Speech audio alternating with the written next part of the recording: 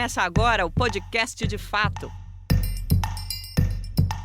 Uma visão popular do Rio Grande do Sul, do Brasil e do mundo.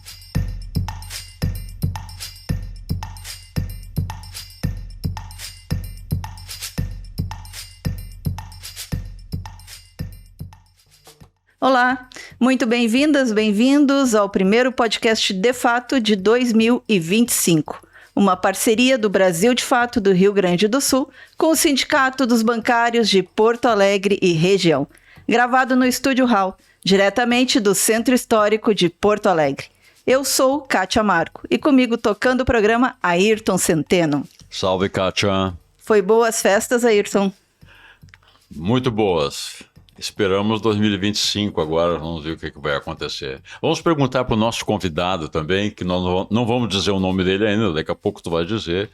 E vamos ver se ele está otimista ou não em relação ao que vem por aí. História ele tem bastante, né? Vamos contar. Então. A nossa conversa, dessa vez, vai ser com alguém com uma larga trajetória na política e também na política partidária. Foi vereador, vice-prefeito, prefeito, deputado federal, governador e ministro de Estado em 3 pastas. Hoje, afastado das lides eleitorais, escreve e reflete sobre os caminhos políticos do Rio Grande do Sul, do Brasil e do mundo. Muito bem-vindo, Tarso Genro. Muito obrigado, Kátia. É um enorme prazer estar aqui com vocês, contigo, com o Ayrton, velho amigo e grande jornalista que vocês são, ambos, né, que me dão esse prazer aqui dessa conversa, abrindo o ano. Centeno, vai lá para os tantos, então tá. Começa com um dos tantos assuntos, né, que nós vamos tratar hoje. Um dos tantos assuntos é o assunto que está mais perto de nós agora, né, porque nós já estamos nos aproximando do 2º aniversário daqueles episódios de 8 de janeiro de 2023, não é? Com quebra-quebra, na sede dos 3 poderes. Logo seguiu a prisão, algumas pessoas muitas pessoas já foram sentenciadas, julgadas e sentenciadas. E eu queria começar te perguntando, tu achas que esse processo, e aí eu não me refiro apenas aos implicados diretamente no quebra-quebra do 8 de janeiro, eu digo todo o entorno disso.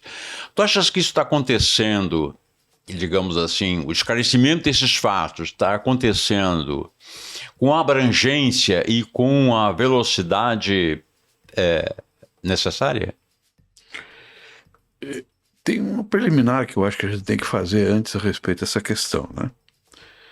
Que não só o Brasil, mas a maioria dos países da América Latina tem uma questão militar pendente sempre, né? Tem um histórico dos militares, de participação na política, de tentativa de golpe de Estado, até militares que tentaram revoluções populares pelo alto, né? Como ocorreu na Bolívia em determinadas circunstâncias e também no Peru. Né?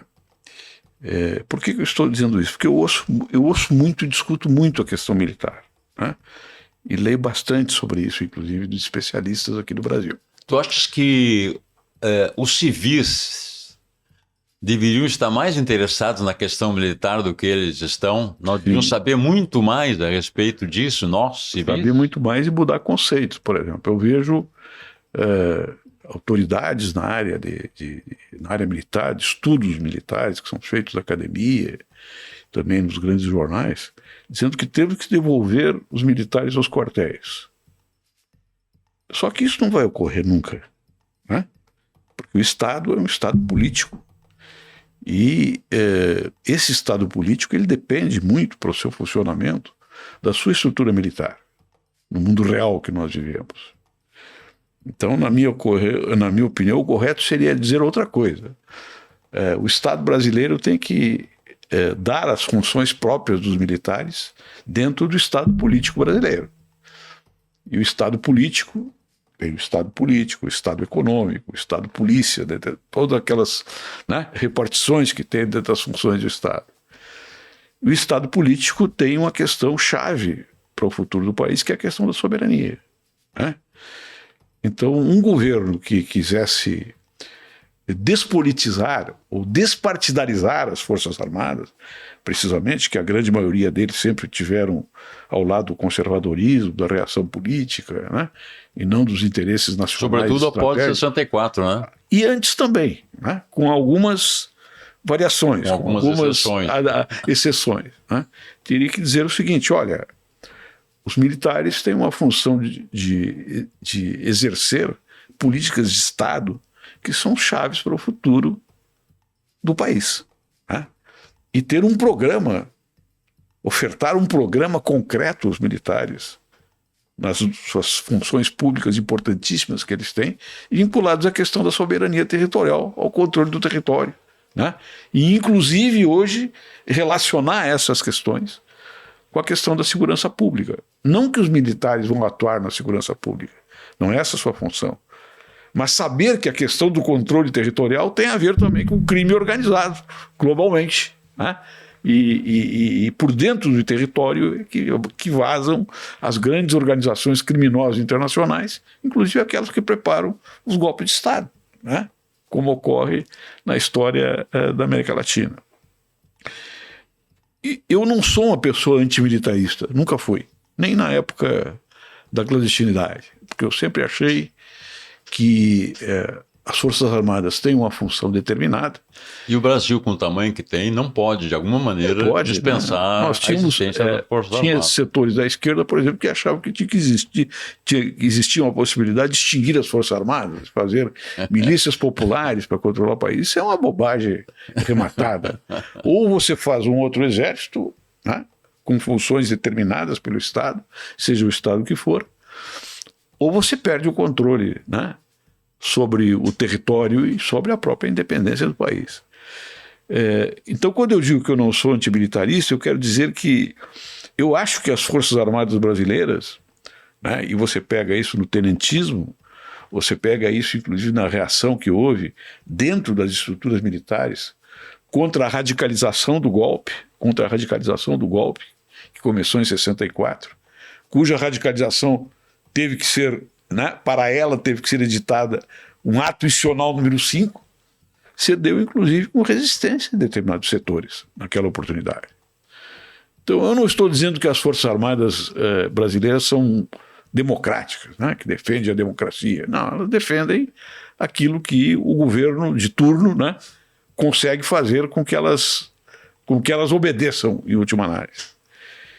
E eu acho que particularmente hoje, no mundo globalizado, nas agressões permanentes, né, clandestinas e abertas que os países recebem do grande capital financeiro global, as Forças Armadas têm uma função importantíssima, né, no controle do território, né, na proteção das nossas riquezas, na proteção da Amazônia, na proteção dos nossos milhares de quilômetros de fronteiras e também do nosso mar territorial. E é isso que o governo Lula, na minha opinião, deveria fazer. Ou seja, discutir claramente um plano de defesa nacional. Eu participei da discussão desse último plano, que foi bem discutido, bem elaborado e pobremente aplicado, na minha opinião. Né? Tecnologicamente, as nossas Forças Armadas não estão muito atrás, digamos assim, dos seus deveres, porque a gente percebe que algo como 85% do custo das Forças Armadas é direcionado para salários e vantagens, né? Ao contrário do que acontece com Forças Armadas de outros países, né? Só os países altamente desenvolvidos têm Forças Armadas preparadas para guerras externas.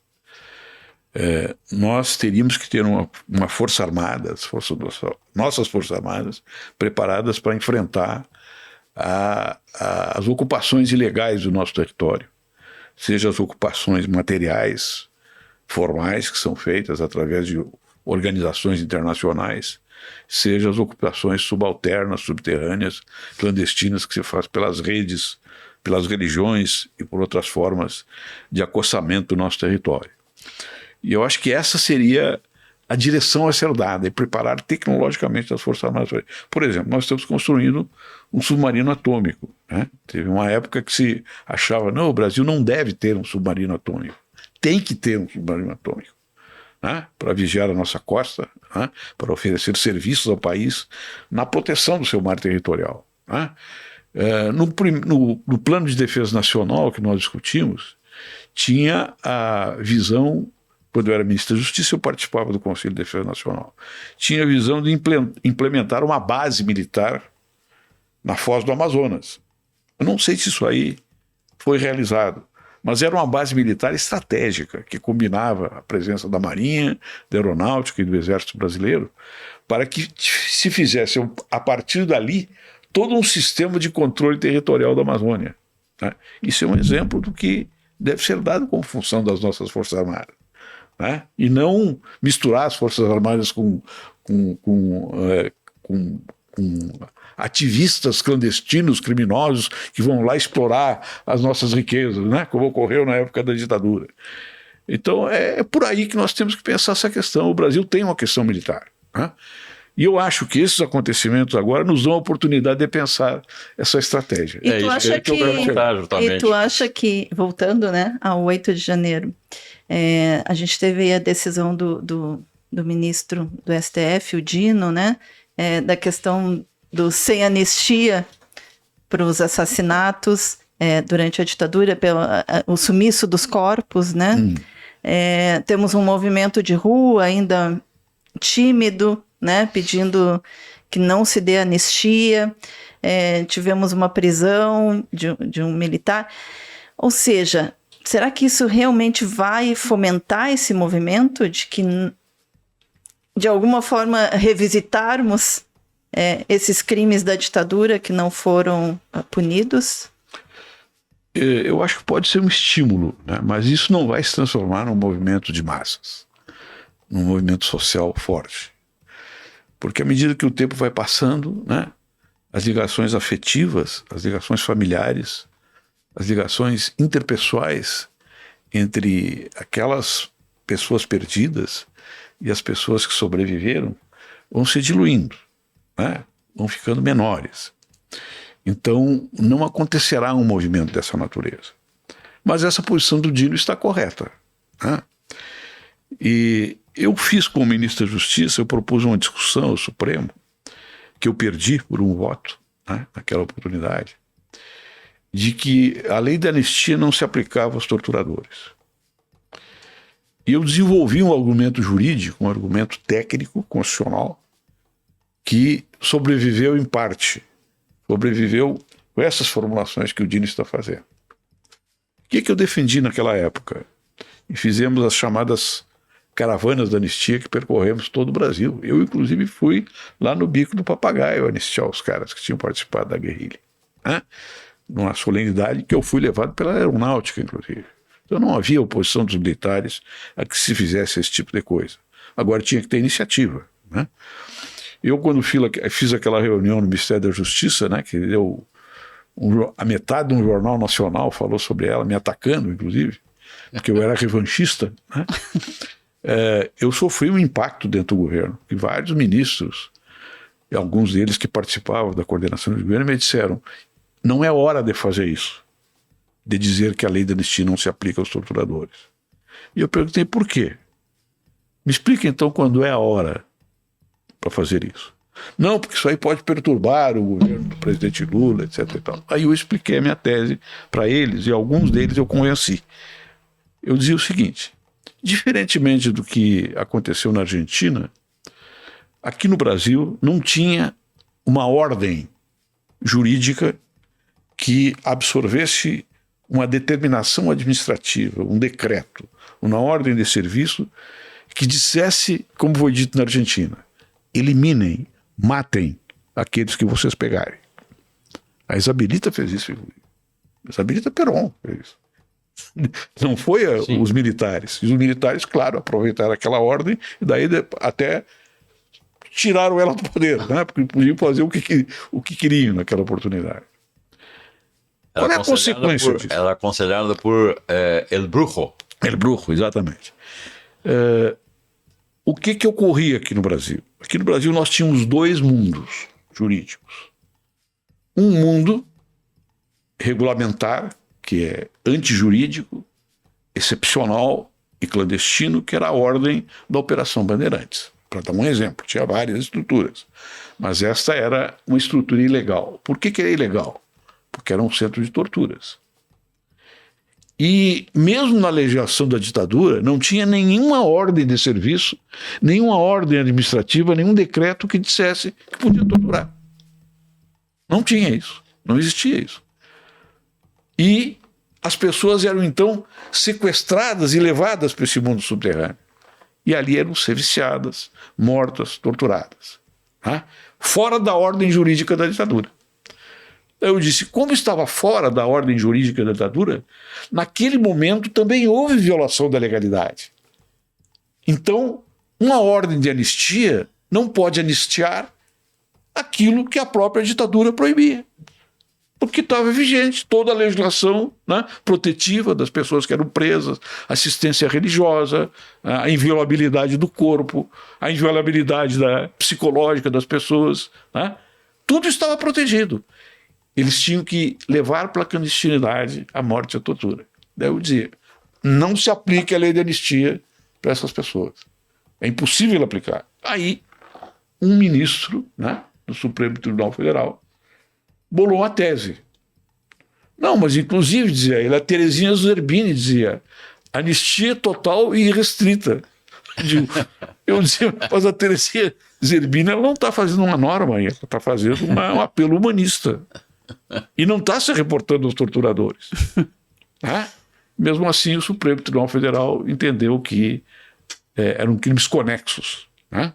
Que foi realmente um artifício que foi posto ali na transição para não punir os torturadores. Né? Alguns eles fizeram desaparecer, como Fleury depois, né? Para não incomodar.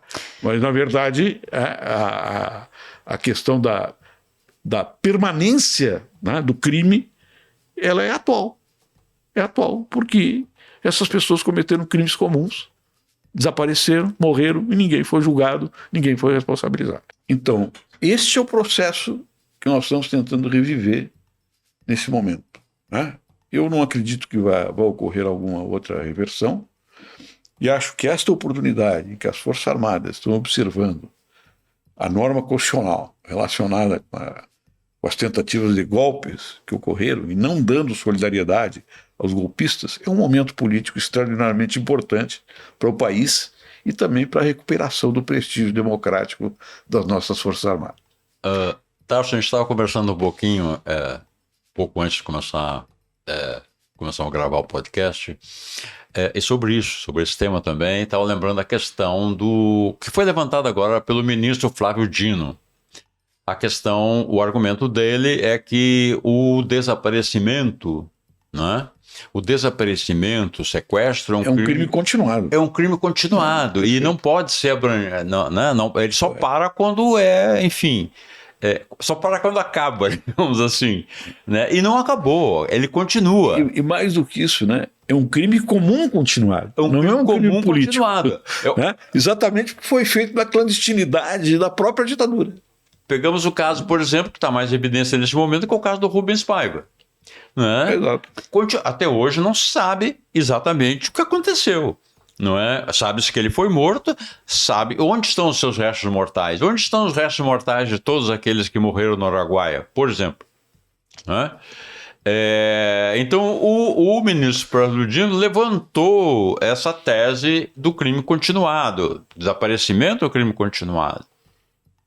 E teve o apoio de um ex-ministro, que era o decano da corte, que era o Celso de Mello, dizendo, não, é exatamente isso. Né? É um crime continuado, não pode ser abrangido pela lei da anistia lá de 1979. Como o Supremo, nesse momento, está talvez um dos momentos mais protagonísticos da sua história, está, digamos, empoderado, talvez fosse um momento de avançar nessa questão, né? Nessa questão desse ponto do desaparecimento, até porque as pessoas responsáveis, digamos assim, não, vai ter um melindre das Forças Armadas. Não sei até que ponto, porque as pessoas já morreram. Tanto as vítimas como a maioria dos algozes também, né? Mas seria uma espécie de depuração, digamos, dessa questão. É um ajuste de contas com o passado, né? Que o Estado tem que fazer. A memória. Até porque o conceito de anistia no Brasil mudou. Eu e o Paulo Abrão, que era o meu presidente da Comissão de Anistia, nós fizemos um trabalho jurídico, político e técnico sobre isso. O que nós dizíamos na oportunidade? Anistia não é um benefício concedido pelo Estado. Porque isso significa que quem teve o poder de matar vai ter o poder de perdoar quem matou. Ou seja, estou sendo generoso dando anistia. Qual é o conceito que nós forjamos naquela época, que nós articulamos juridicamente, que se tornou o conceito dominante? Nós dissemos o seguinte: anistia é um pedido de desculpas do Estado. E começamos a instituir nas decisões da Comissão de Anistia, que eu acho que predomina até hoje, se bem que não está funcionando direito a Comissão de Anistia. Eu até tenho uma preocupação extraordinária com isso, porque se tivesse continuado, teria muita coisa para a Comissão de Anistia dizer. Todos os julgamentos que ocorreram depois que nós forjamos esse conceito, forjamos juridicamente, articulamos, no sentido de forja, não no sentido de forçar o conceito, né? Iniciava com pedido de desculpas. Então nós estamos te anistiando, a comissão dizia, e pedindo desculpa. Nós estamos te dando a indenização e também estamos pedindo desculpa. O Estado pede perdão. Então a anistia, que era o conceito do Rui Barbosa, que o Estado perdoa, era um conceito que podia funcionar e era democrático na época, né? E que nós estávamos ainda muito perto de todas as tradições coloniais imperiais, né, que forjaram o Estado brasileiro. Mas hoje não. O Estado tem que pedir desculpas por ter assassinado, tem que pedir perdão por ter tratado os dissidentes daquela época, mesmo que fossem efetivamente criminosos, né, perante o regime, porque o regime era ilegítimo, né? Então é assim que deveria funcionar. Então nós tivemos avanços positivos nisso aí.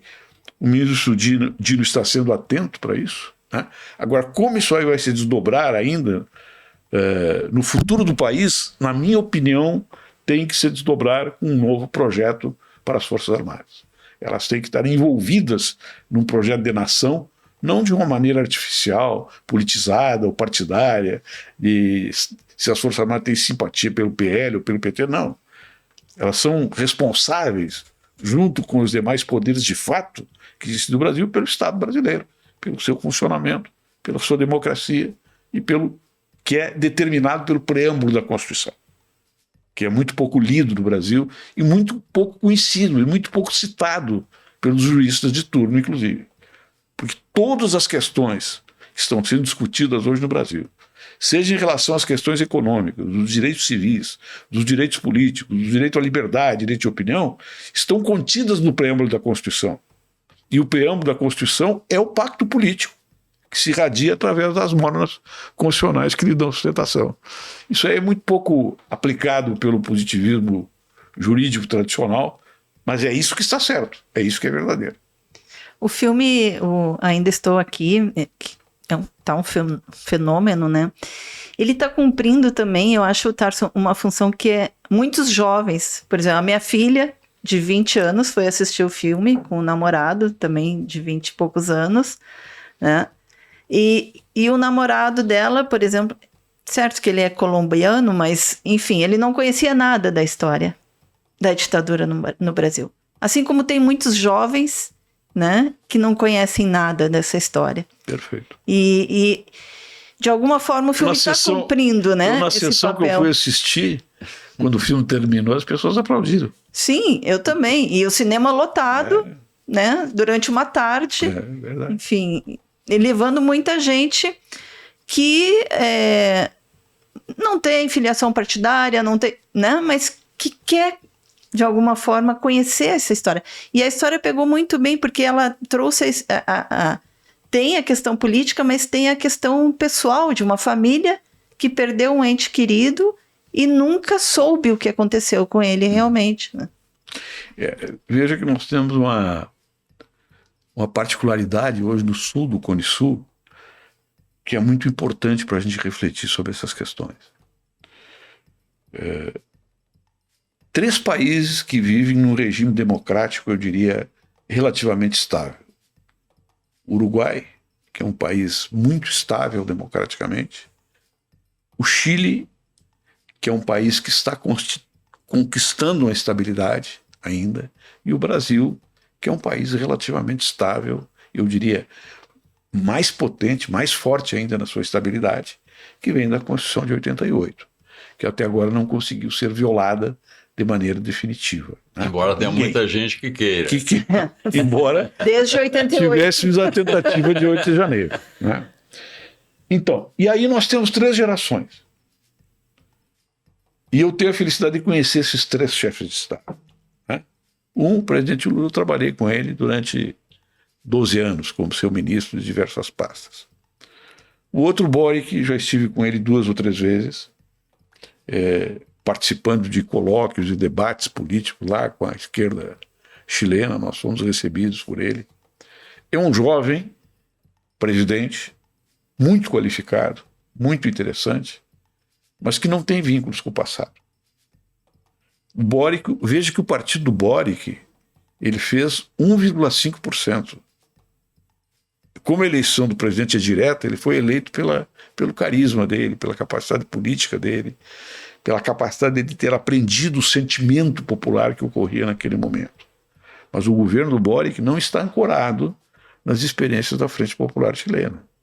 Tanto é que os partidos tradicionais da frente têm praticamente nenhuma representação no governo do Boric.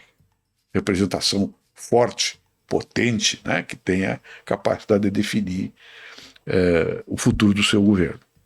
Já no Uruguai, nós temos um quadro político de alta qualidade também, entre a geração do Lula e a geração do Boric, que é o Orsi, que eu tenho enorme prazer de conhecê-lo.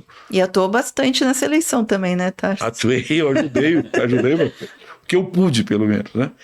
E eu fui, inclusive, no lançamento do Boric, quando o Mujica apresentou ele, o Mujica nos convidou. Do Orsi. Participou, do Orsi, perdão. Quando ele foi apresentado como candidato do Mujica, né?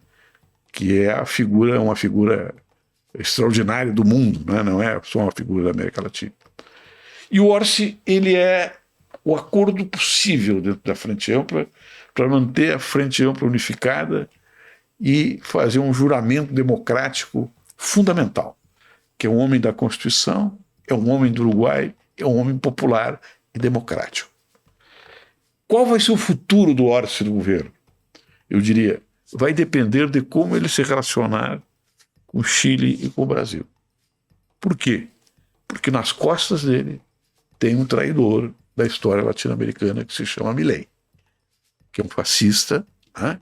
Que é um psicopata e que é aceito mundialmente como se fosse um líder de direita absorvível. Não é. Ele é um bandido. Né? É um homem que se diz que tira as suas melhores ideias conversando com seus cães. Né? Inclusive um cão morto. Ele é um psicopata que está no poder na Argentina e que é absorvido pelas classes dominantes como se fossem naturais. Seria possível acontecer isso aqui no Brasil? Sim, já aconteceu. Já aconteceu. Veja como o nosso problema, a problemática é universal, né? Em última análise. Então tem alguns companheiros que são impacientes com o Boric porque acham que ele não conseguiu formatar um governo de esquerda e ele realmente não soube aproveitar, na minha opinião, a herança da Frente Popular, mas ele está aprendendo gradativamente e é um líder superior, né, a todos os demais líderes que surgiram nessa geração e que está enfrentando, vamos dizer assim, de maneira relativamente qualificada os enigmas do processo chileno. No Orsi nós temos uma fortaleza e no Lula nós temos a fortaleza maior da democracia na América do Sul. Né? Isso aí não resta dúvida. O que eu estou defendendo neste sul do Cone Sul? Eu digo para as pessoas, nós temos que trabalhar a tríplice aliança do bem, porque a última tríplice aliança que teve foi a tríplice aliança que dizimou o Paraguai, foi da guerra do Paraguai. A tríplice aliança do bem significa buscar os pontos comuns E eu acho que o passo que foi dado, embora se tenha restrições ao conteúdo do acordo do Mercosul, o passo que foi dado é politicamente extremamente importante. Tá? E a partir dessa relação, dessa tríplice aliança, Brasil, Uruguai, né, e Chile, nós podemos isolar o mal. E qual é o mal hoje? É o Milei. É um cínico, é um fascista, um psicopata que está no governo aqui nas costas do Uruguai. Né? Então, e se nós conseguirmos organizar, né, a partir desse acordo do Mercosul, inclusive buscando melhorar algumas cláusulas importantes que tem ali, melhorar inclusive a vigilância social e popular das instâncias da sociedade sobre esse acordo, pode ser um elemento vital para que o sul do Mercosul, né, a partir das próximas eleições, tenha também a Argentina do nosso lado. Porque esse calcanhar de Aquiles que o fascismo conseguiu aqui na América do Sul, ele é extremamente grave e pode ser repetido. Né? Tanto é que já houve aqui no Brasil. Mas o Milei vai ter uma grande força aí a partir de janeiro, que é o presidente dos Estados Unidos, né? O Trump. Mas eu vejo o Trump, sim, ele é uma dificuldade enorme. Mas ele não muda o caráter imperial que teve os Estados Unidos durante o governo Biden. Permanece o mesmo. Com uma diferença que pode ser uma diferença que leve ele a enormes dificuldades, que é a utilização das barreiras tarifárias para os Estados Unidos se relacionar com o mundo. O que proporciona, portanto, a maior possibilidade de uma agressividade política maior da China. A comercial, de política comercial, de política, né, de importação e exportação, e de presença, inclusive, econômica na América do Sul. Então, esse apoio que o Trump deu ao Milei, ele pode ser relativizado, porque esse pessoal ele vê as suas divisas, ele vê os seus problemas. Né?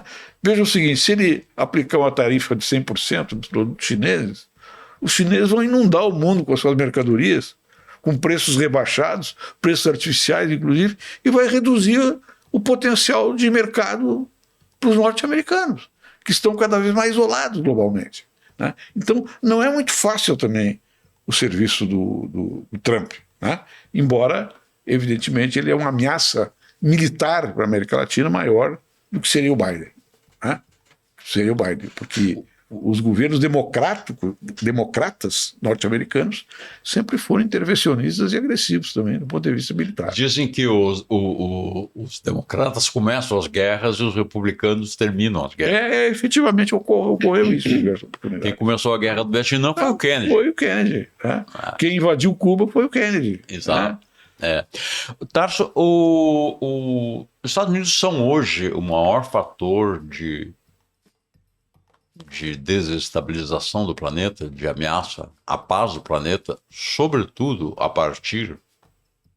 Na verdade, o governo Biden está envolvido em pelo menos duas grandes dramas dos últimos anos, que é a questão da Ucrânia, a questão da OTAN e Gaza, que é uma coisa monstruosa.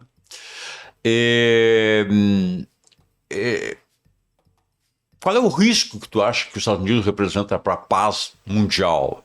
Isso que me parece que, como a história do Destino Manifesto, a história do povo eleito, da necessidade de ordenar as coisas em qualquer parte do mundo, com suas 700 bases militares espalhadas pelo mundo, parece que eles são realmente o grande fator desestabilizador. O que tu achas disso? Do ponto de vista militar, é verdade. Os Estados Unidos sempre foi os Estados Unidos um Estado guerreiro, um Estado violento. Né? Desde a formação do Estado americano, desde os primeiros momentos. Daí para frente. Agora, eu acho que o perigo maior do presidente Trump não é necessariamente a questão militar. Porque no jogo militar, tanto democratas como republicanos fazem mais ou menos o mesmo.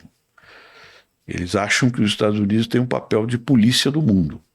Pode mudar a sua tensão policialesca para uma parte do mundo e outro para outra parte do mundo, segundo os interesses das elites que eles representam. né? Por exemplo, a ocupação do Iraque gerou um surto de construção civil dos Estados Unidos extraordinário para construir o Iraque, né? Então estavam lá aquelas grandes corporações de construção pesada, de construção habitacional, reunidos com o presidente Bush, e ele disse: essa é a minha base. Base, né? É a base né? dele, exatamente. Então, direcionou para o Iraque, né, um ataque militar, e depois foi lá reconstruir, cobrando a preço de petróleo, a preço de ouro, e assim por diante. Então, eu acho que o perigo maior que tem o Trump em relação à administração democrata é a questão climática, né? Porque ele debocha da questão climática. E a questão climática agudiza disputas territoriais e lutas nacionais internas, né, em todos os países que estão no segundo grupo das grandes potências mundiais, né? E isso aí permite, por exemplo, que o Trump coesione em escala global todo o negacionismo climático, né? E transforme essa questão do negacionismo numa potência política para desestabilizar os países que estão disputando ainda a aplicabilidade ou não desses conceitos no seu desenvolvimento interno. E aqui o Brasil é um exemplo. Aqui nós temos setores das classes dominantes, o agronegócio, por exemplo, que estão se lixando para a questão climática, que não, eu acho que não tem esse mesmo que negocia golpes. Né? Exatamente. Aqui no Rio Grande do Sul que diz que é mentira a questão climática, que não tem questão climática. Isso é invenção comunista, né? Isso aí cala na cabeça das pessoas e também pega, vamos dizer assim, o oportunismo político de setores que querem utilizar isso para desenvolver a sua política interna, de combate interno. Então a situação é mais perigosa para o mundo, né? Porque os Estados Unidos vão continuar um país guerreiro e agressor, e vão somar a isso, né, o negacionismo climático, que é muito destabilizador também da paz mundial. Dentro disso, Tarso, desse perigo, na verdade, ideológico, né, do que Trump representa e essa extrema-direita, tem também um movimento que a gente fala pouco sobre isso, né, que é o tal do QAnon. E que é essa visão que eles lançam no mundo de que Trump, Bolsonaro, Milley fazem parte de uma aliança do bem para salvar a humanidade. Né? E isso se infiltra nas religiões, né? A gente vê isso, os neopentecostais, mas também vê isso dentro de movimentos espiritualistas. Há pouco tempo saiu aí um grande líder também da aliança da União Vegetal, né? O pessoal da Ayahuasca. Enfim, ele vai se infiltrando por tudo, né? É exatamente isso, né? É um momento em que as filosofias que dão sustentabilidade à direita, elas passam a ser também uma psicopatia social, né? Seja a partir da dominação sobre o território, seja a partir de um determinado negacionismo, seja a partir da afirmação de uma raça, né? Como fez Hitler ao seu tempo, né? Então, isso aí no sentido da modernidade. Isso aí é um avanço do irracionalismo dentro da modernidade. Porque o racionalismo, ele não é o avesso do racionalismo. Ele é uma outra face do racionalismo ocupado por determinadas mentes políticas, psicopáticas ou doutrinárias, que vão utilizar a razão de maneira inversa. O que o Hitler dizia, por exemplo? É que o futuro da Alemanha e o futuro do Estado alemão depende da unificação racial. E aí ele transforma isso aí num dogma que, chegado na cabeça das pessoas que formam opinião, transmitem aquilo para gerações e se torna uma determinada cultura. Então, esse movimento QAnon, na verdade, ele não é um movimento atípico, né? Ele é religioso, mas é, sobretudo, um movimento que instrumentaliza a religião. E, portanto, é um movimento político, na verdade, de espiritualização da política e de dominação das mentes que encontram determinados líderes, seja o tipo Hitler, seja tipo Trump, seja determinado tipo como Bolsonaro, né? E por aí eles vão se desenvolvendo. eu diria que é muito mais difícil você enfrentar movimentos como esse, porque a forma através da qual a sociedade capitalista moderna se estruturou, que era em classes sociais mais ou menos fixas, que se reconheciam como adversárias ou como inimigas, e negociavam e combatiam de maneira mais ou menos previsível, já não existe mais. Essa sociedade está fragmentada, dissolvida, esquartejada, né? E ela se forma muito mais em torno de tribos, de grupos fechados, de grupos religiosos, de pequenas comunidades alternativas, de direita, eu estou falando, né? Do que propriamente tendo um sentido classista. Né? Hoje você vê, por exemplo, para dar um exemplo concreto, um motorista de Uber ou um entregador, você conversa com ele e diz, mas você não acha que devia ter um contrato de trabalho, CLT? Não, eu controlo a minha vida. Aí você pergunta, trabalha quantas horas por dia? Ele diz, eu trabalho 14 horas. Mas se eu quero, eu vou buscar minha filha no colégio. Então, oferece determinadas alternativas individualistas que têm racionalidade para a pessoa e lançam ela num outro espaço social, que é a autodeserção da sua condição de explorado, em última instância. E isso aí é uma coisa que verte em todo mundo, em todas as sociedades hoje em dia, e que vem eliminando a possibilidade de pactos sociais democratas. Isso acontece especialmente através das redes, né? Sim. Porque nós vivemos, além do, digamos assim, da explosão e da presença das redes nas nossas vidas, a gente vive também um uso industrial da mentira, uma fabricação, né, em termos industriais da mentira. Isso que a Kátia falou, a questão do QAnon, é uma das fábricas, digamos, Sem né? dúvida. Eles chegaram a dizer, por exemplo, né, agora vou me lembrando desse episódio, vou citar porque é espantoso, que os democratas, especialmente os da Califórnia, e aqueles que eram ou os apoiadores democratas, as celebridades, o pessoal do showbiz, que eles sequestravam crianças para sugar, para tirar o sangue das crianças, onde faziam uma outra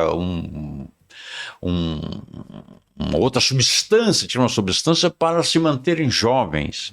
Então, esse tipo de coisa, se a pessoa recebe 20 vezes essa informação durante o dia, ela vai acabar daqui a pouco acreditando naquilo. Aí eu lembro que é um homem dos tempos modernos, é Joseph Goebbels, a quem se atribui aquela frase, né, que a mentira repetida 1000 vezes se torna uma verdade.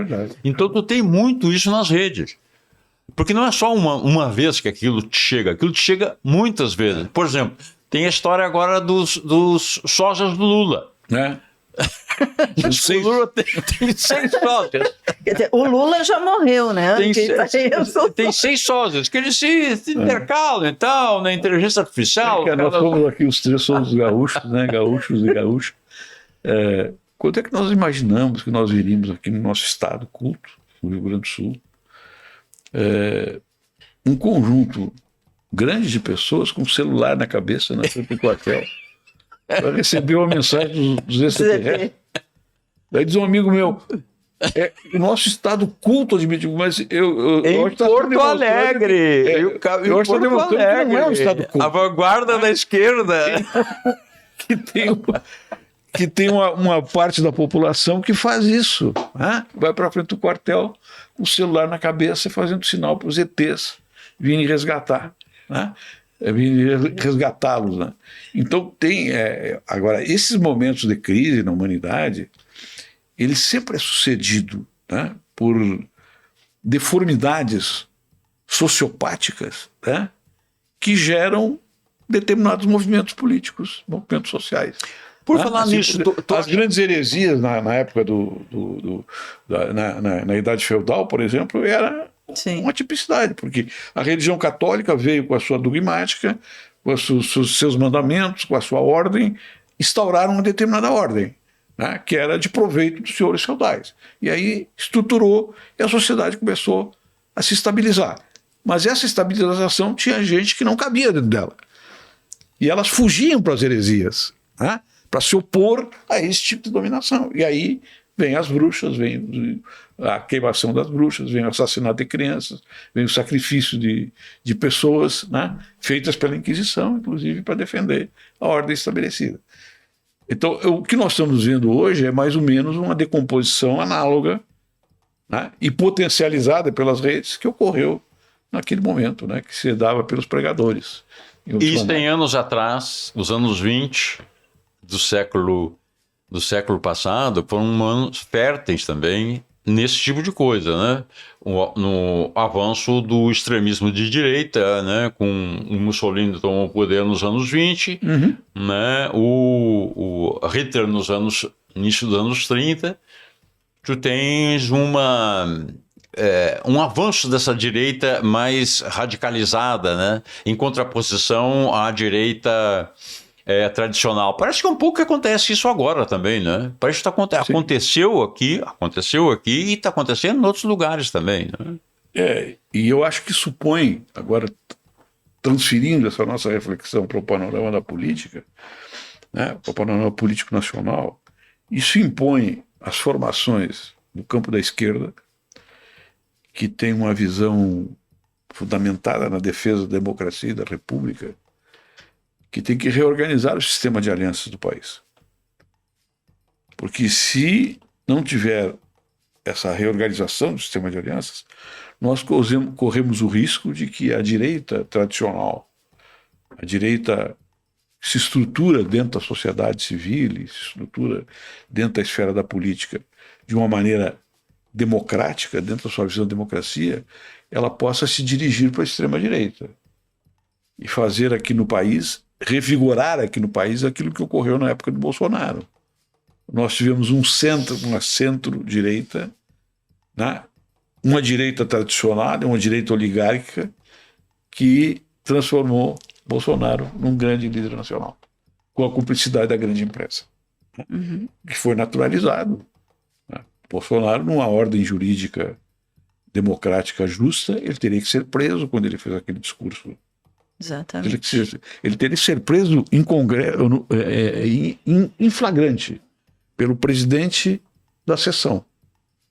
O senhor está cometendo um crime contra a humanidade, eu estou decretando a sua prisão preventiva e o senhor deve ser apresentado ao Poder Judiciário. Estou fazendo uma denúncia criminal, estou fazendo uma denúncia de um crime e, portanto, o senhor se apresente para a autoridade. Só para ficar claro, o discurso... Um flagrante.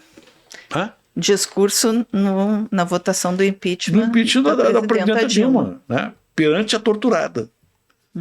Ele cometeu um crime contra a humanidade e um crime de injúria, de agressão psicológica violenta para a presidenta da República, que estava sendo julgada naquele momento. Julgada também ilegalmente, na minha posição, mas estava dentro das formalidades constitucionais, por assim dizer. É interessante isso como digamos, na convivência política a gente percebe, por exemplo, eu lembro perfeitamente que nos anos 70, mesmo durante a ditadura, nos anos 60, 70, era muito difícil uma pessoa dizer assim, eu sou de direita. Ninguém era de direita, todos eram democratas, ou no máximo de centro. Eu me lembro até que um coronel da brigada, talvez tu lembres disso, chamado Milton Weires, nas primeiras eleições, eu acho que foi em 1982, ele concorreu a deputado estadual e na publicidade dele dizia, eu sou de direita. E ele não se elegeu. E era o único candidato da direita que se dizia de direita. Hoje é o contrário, as pessoas batem no peito e dizem eu sou de direita. Não estão dizendo ainda, pelo menos por enquanto, eu sou de extrema direita.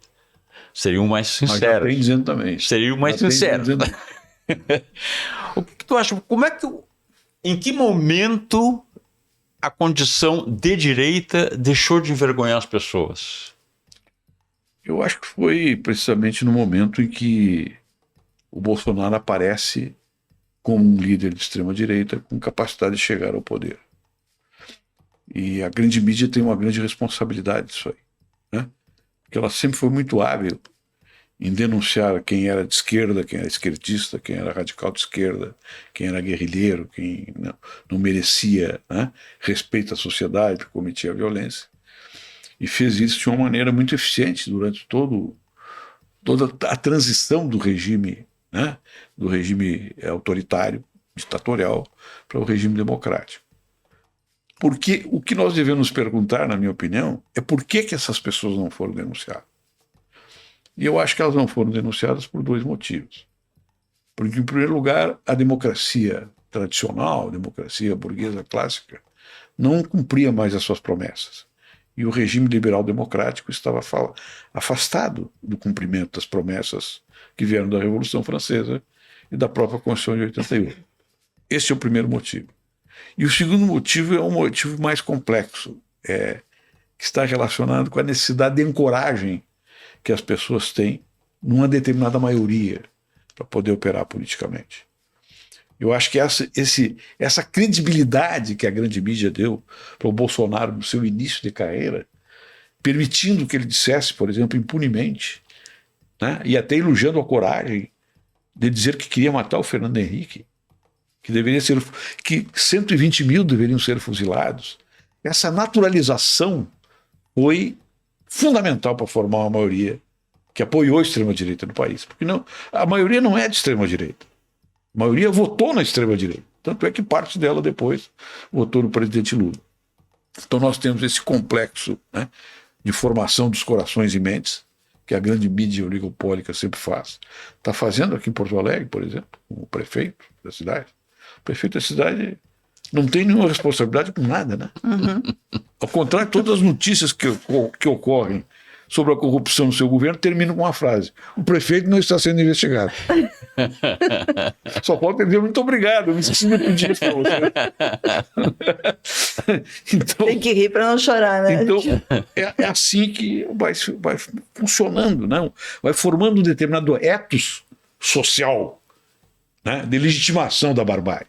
E é isso que nós vimos no ascenso do Bolsonaro, e o que funciona não funcionaria se a mídia cumprisse com as suas funções informativas e de educacionais, inclusive, que a mídia tem que ter. Isso está na Constituição, não sei o que estou dizendo. Educacional é um bom termo. Aliás, o máximo que se dizia a respeito do Bolsonaro, que a mídia dizia a respeito do Bolsonaro, é que ele era polêmico. Polêmico. É polêmico. Polêmico, Bolsonaro. É uma palavra onde se escondeu toda a mídia. Atrás da qual se escondeu assim toda. Como a ditadura hoje, era branda. A própria mídia brasileira, não toda, claro, tem exceções brilhantes, inclusive, na imprensa tradicional. Mas a massa da mídia brasileira, a maior parte da mídia brasileira, é o que diz a respeito do Milei. Ele é uma pessoa estranha. Uhum. Né? Excêntrica. Ele é autêntico, é excêntrica. Não, o cara é um psicopata delirante. Isso é outra coisa que a gente precisa, né? Eu acho que é até uma tarefa revolucionária, digamos assim, de trazer as palavras para o seu verdadeiro sentido. Claro, sem dúvida. Não é? E é o que ele é. O senhor tem que chamar as coisas pelo seu nome. Exatamente. Quem é? É o velho dar nome aos bois, né? É o centrão. O centrão nunca foi centrão. O centrão é o direitão. Aqui em Porto Alegre, por exemplo, né, a maioria dos empresários aqui de Porto Alegre eram favoráveis ao golpe militar. Não se iluda a respeito disso. Né? Eles falavam entre eles. E muitos falavam publicamente, inclusive. Né? Até chegou um determinado momento, né, que eu fui convidado para ir lá na Federação, num almoço, participar de um debate. E eu disse que eu não ia. Eu fui convidado como ex-governador do estado. Aí a pessoa que me convidou disse: mas espere, por que tu não vais? Eu não vou porque a Federação é dirigida por fascistas, que são apoiadores do Bolsonaro, e que tiveram a coragem de, nas eleições que o Rossetto, né, concorreu ao governador, disseram a ele que não convidava ele para ir lá, porque ele não era adequado para os fins que são dados para a Federação. É por isso que eu não vou. Enquanto eles não pedirem desculpa ao Rossetto, eu não vou, eu disse. E não vou mesmo. Até almoço lá no restaurante da Federação para fazer algumas reuniões nas salinhas, mas eu não vou em reunião deles. Eles têm que pedir desculpa para o Rossetto e para o PT. Os outros companheiros às vezes vão e têm que ir porque estão em funções públicas, mas eu, como não estou mais, eu dou liberdade. Esse direito.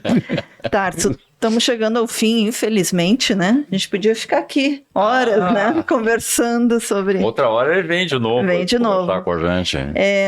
Então, terminamos um ano que foi muito difícil, né? Em vários sentidos, principalmente para nós aqui no Rio Grande do Sul, né? A questão das enchentes, enfim. Mas politicamente também não foi um ano fácil, né?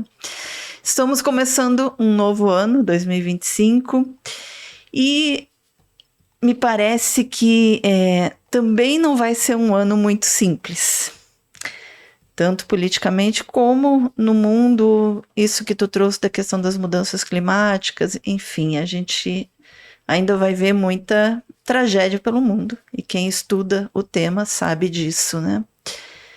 Como que tu tá avaliando esse cenário? Eu sei que tem um pouquinho de tempo para falar sobre isso, mas eu queria saber um pouco sobre... Eu estou procurando simplificar a minha atividade política, né? Às vezes as pessoas me perguntam, mas tu não vai mais ser candidato, tu deixou da política? Eu digo, não, mas candidatura é um aspecto da política, né? E não é o exclusivo, e às vezes nem é o mais importante, né? Embora sempre seja importante. Mas às vezes, para determinadas pessoas, não é o mais importante.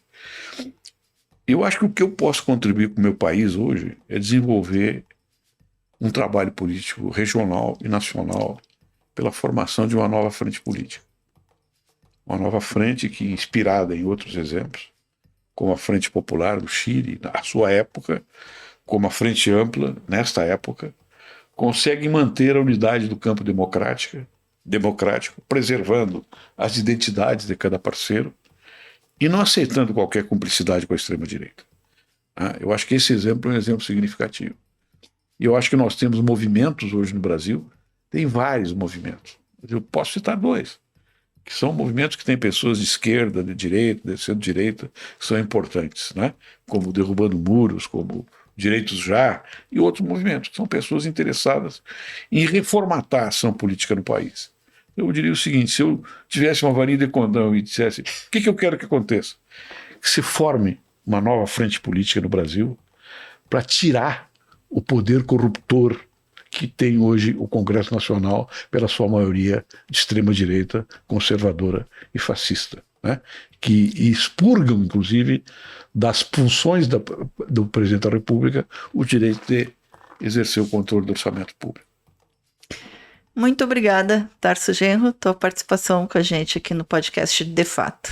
Muito obrigado a vocês e um grande abraço. Até a próxima. E a você, eu convido a apoiar o Brasil de Fato. Estamos aí num novo ano, um ano que promete. Nós estamos com vários projetos no Brasil de Fato, sede nova, né? E muitas ideias para esse ano. Então vem junto com a gente. Vem junto apoiar essa iniciativa de comunicação que fala aquilo que a grande imprensa não fala. E nós temos o nosso site, o apoia.se/Amigos do Brasil de Fato RS, que você pode contribuir com o valor que puder, né, mensalmente ou uma única vez, enfim, seja nosso parceiro e vamos junto construir essa nova comunicação. Lembrando também que se você tem um recado para a gente, uma sugestão de pauta, um feedback, pode entrar em contato com a nossa redação pelo e-mail redacalrs@bdfestados.com.br ou pelas nossas redes sociais. Nos siga lá no Instagram, Facebook, X e TikTok. Terminamos por aqui. Nos encontramos na semana que vem. Você ouviu o podcast De Fato, uma produção do Brasil de Fato, Rio Grande do Sul.